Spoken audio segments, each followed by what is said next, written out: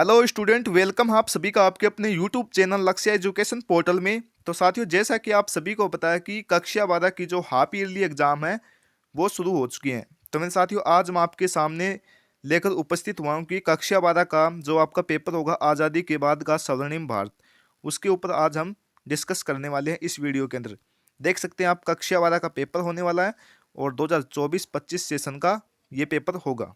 तो सबसे पहले तो मैं आपको रिक्वेस्ट करूंगा कि आप चैनल पर नए हो तो चैनल को सब्सक्राइब और इस वीडियो सेशन को लाइक कर दीजिएगा, है ना। तो आपको क्या करना है कि पेपर जब आपको मिले तो सबसे पहले आपको क्या करना है, नामांकन यहाँ पर भर लेना, अपने रोल नंबर।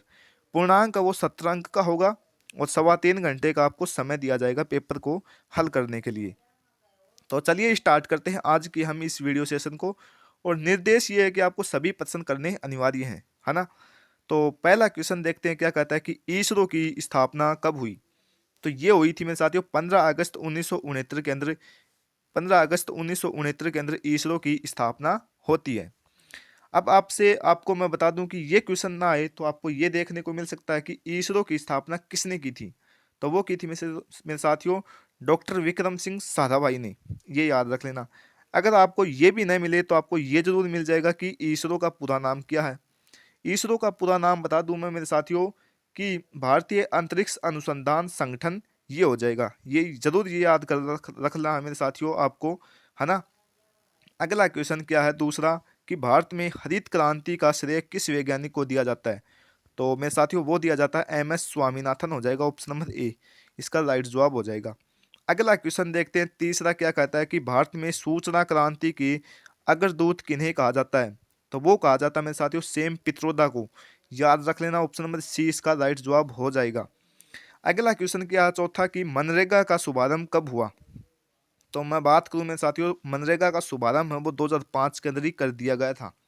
लेकिन मेरे साथियों ये कुछ ही जगह पर लागू हुआ था, ये आपको याद रख लेना। अगर आपसे पूछे कि मनरेगा पूरे देश में कब लागू हुआ, तो वो हुआ था मेरे साथियों 2006 के अंदर। याद रख लेना। अगर ये भी परीक्षा के अंदर न देखने को मिले तो आपको ये देखने को मिलेगा कि मनरेगा की शुरुआत किस प्रधानमंत्री ने की थी। तो वो की थी मेरे साथियों डॉक्टर मनमोहन सिंह ने। याद रख लेना, इंपॉर्टेंट क्वेश्चन है साथियों सभी। पांचवा क्वेश्चन देखो क्या कहते हैं कि सारक, SAARC, है ना। सारक का सचिवालय आपसे पूछ रहा, तो सचिवालय है मेरे साथियों वो है काठमांडू के अंदर। काठमांडू क्या है मेरे साथियों, नेपाल की राजधानी है। ये आपको याद रखना है ना। और सारक के अंदर कितने देश हैं, तो वो है मेरे साथियों 8 देश शामिल हैं सारक के अंदर। नाम बता देता हूं मैं, नाम नोट कर लीजिए। तो पहला है अपना देश प्यारा भारत, दूसरा श्रीलंका, तीसरा नेपाल, चौथा भूटान, पांचवा पाकिस्तान, छठा मालदीव और सातवां बांग्लादेश और आठवां हो जाएगा अफगानिस्तान। और आठवां देश, अंतिम देश आपसे पूछे तो वो हो जाएगा मेरे साथियों अफगानिस्तान ही है। जरूर याद कर लेना मेरे साथियों, सभी परीक्षा के अंदर देखने को मिलेंगे। अगला क्वेश्चन देखते हैं क्या कहता है कि छठा है, वो कहता है कि आपको औपचारिक शिक्षा से, सॉरी अनौपचारिक शिक्षा से क्या अभिप्राय है। इंपॉर्टेंट है, देखने को मिल सकता है। ये अनौपचारिक शिक्षा का अर्थ ये होता है कि साथियों कि यह उस शिक्षा को कहा जाता है जो अनुसरित होती है और पारंपरिक औपचारिक शिक्षक शिक्षण व्यवस्थाओं को दूर करती है, जैसे हमें क्लास से दूर कर देना। तो वो अनौपचारिक केंद्रित, यानी कि कहने का अर्थ ये है कि हमें पढ़ने नहीं देना, है ना। वही अनौपचारिक शिक्षा होती है। दूसरा क्वेश्चन है कि अमूल क्या है। अमूल ये है कि मेरे साथियों, अमूल एक ब्रांड का नाम है ना। अमूल एक दूध भी आता है, आप सभी को पता है, ये उसी की बात हो रही है। अब अमूल के जनक पूछेगा आपसे कि अमूल के जनक कौन है। जनक, श्वेत क्रांति के जनक भी पूछ सकता है, श्वेत क्रांति ही को ही अमूल दूध कहा जाता है। तो इसके जनक है मेरे साथियों वो है डॉक्टर वर्गीज कुरियन। याद रख लेना, इंपॉर्टेंट है। अब मेरे साथियों इसकी शुरुआत है ना अमूल दूध की, वो हुई थी मेरे साथियों गुजरात से। गुजरात से अमूल दूध की शुरुआत होती है ना। इसका मुख्य उद्देश्य यही है कि हर जगह पर दूध का व्यापार होना, दूध को बढ़ावा देना, है ना। और इसका दूसरा नाम भी है जिसे हम ऑपरेशन फ्लड के नाम से जानते हैं, सभी याद रखेंगे। अगला क्वेश्चन देखते हैं, देखो यहीं आ गए ना, श्वेत क्रांति क्या है। श्वेत क्रांति इन्हीं को ही कहा जाता है। श्वेत क्रांति के जनक डॉक्टर वर्गीज कुरियन है। और साथियों पहली बात तो ये एक एक नंबर के क्वेश्चन आपको वन लाइनर के अंदर ही इनके उत्तर है वो देने हैं आपको, है ना। अगला क्वेश्चन है वो क्या कहता है कि कारगिल विजय दिवस कब मनाया जाता है, इंपॉर्टेंट है। तो वो मनाया जाता है मेरे साथियों 26 जुलाई को। 26 जुलाई को कारगिल विजय दिवस मनाया जाता है। 26 जुलाई 1999 के अंदर ये युद्ध हुआ था और इसी दिन हमें विजय मिली थी कारगिल कारगिल संघर्ष के ऊपर। अगला क्वेश्चन है 10वां की सूचना का अधिकार से क्या अभिप्राय है। तो सूचना का अधिकार से हमें अभिप्राय है कि इसकी शुरुआत है वो मेरे साथियों हुई थी मेरे साथियों 2005 के अंदर। ये आपको याद कर लेना है। इसका मुख्य उद्देश्य ये है कि हर नागरिक तक सूचना पहुंचना ही सूचना का अधिकार है और भ्रष्टाचार को नियंत्रण करना यानी कि दूर कर देना। हर नागरिक को सूचना मिलना, कोई भी चाहे वो सरकारी विभाग हो उसे सूचना मिलनी चाहिए, उसे ही हम सूचना का अधिकार कहते हैं। अगला क्वेश्चन है कि डोकलाम क्यों चर्चित रहा, देख लीजिए अपना। अगला क्वेश्चन है कि चकबंदी का क्या अर्थ है। तो मेरे साथियों आपको मैं बता दूं कि चकबंदी एक यह ऐसी प्रक्रिया है जिसके द्वारा किसी ग्राम की जो समस्त भूमि होती है उसके जो बिखरी हुई जमीन होती है उसको एक कर देना। यानी कि मियाल आप सभी जानते होंगे, खेत पहले ऐसे होते थे पूरे, अब उसके अंदर मियाल बना दी जाती है ना, उन्हें हम चकबंदी कहते हैं। आपको ऐसे याद कर लेना, यानी कि समस्त बिखरे हुए भूखंड को एक करना ही चकबंदी कहलाता है।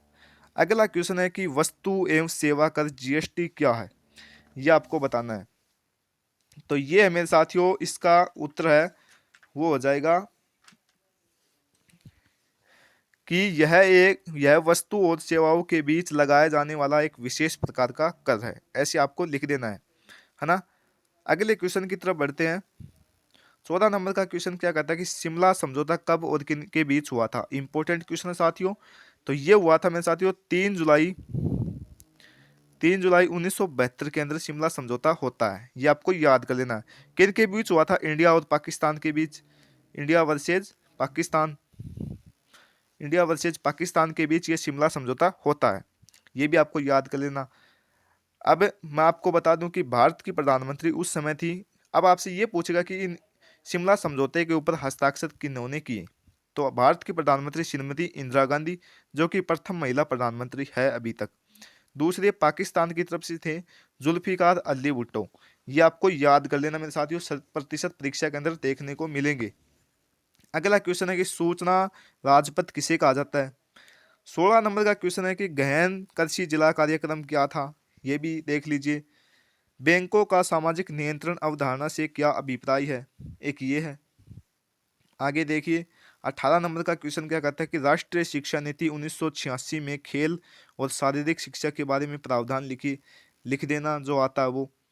19वां क्वेश्चन सी डॉट के बारे में आप क्या समझते हैं, है ना।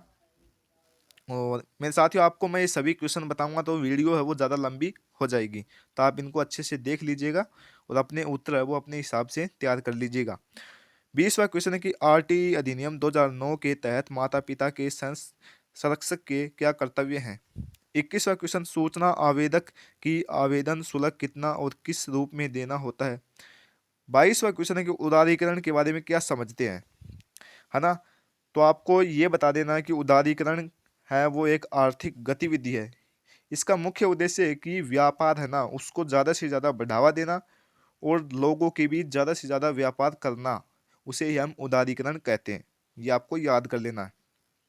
अगला देखो न्यूनतम आवश्यकता कार्यक्रम एमएनपी का मुख्य उद्देश्य पूछ रहा आपसे।